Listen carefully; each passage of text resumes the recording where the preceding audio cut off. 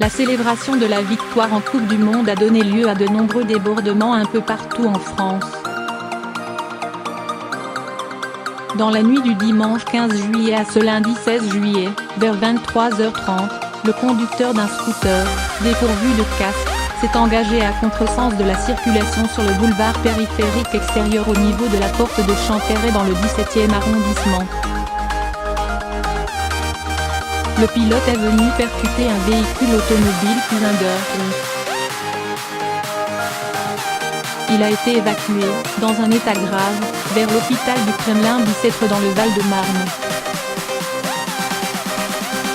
Selon nos informations, confirmées par la direction de la sécurité de proximité de l'agglomération parisienne, le SPAP, il serait en état de mort cérébrale.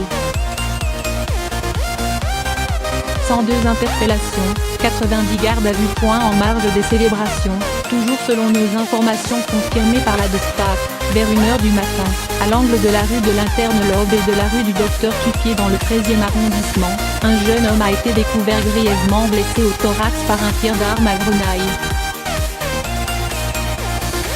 La victime présentait également une blessure à la tête provoquée par une arme blanche.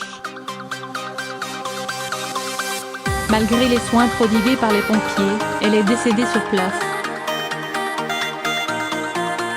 Les circonstances de ce meurtre restent à établir, même si la piste des célébrations est évoquée. Un enquêteur confirme, rien pour l'heure ne raccroche ce meurtre à la célébration de la Coupe du Monde. Au même moment, un homme a été découvert non loin, rue du Professeur Louis Renaud, blessé à la main par un tir d'arme à grenaille. Il a été transporté à l'hôpital de la Pitié-Salpêtrière. Plusieurs inconnus auraient été aperçus en train de prendre la fuite dans 2 véhicules. Les enquêteurs du 3e district de police judiciaire, DPJ, ont été chargés des investigations.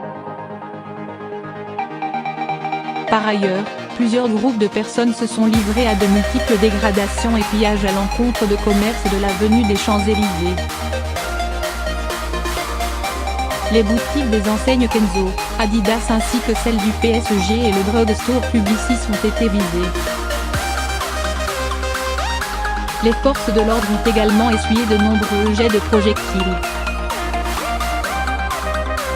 Les policiers sont parvenus à interpeller 102 personnes, dont 90 ont été placées en garde à vue selon la préfecture de police de Paris.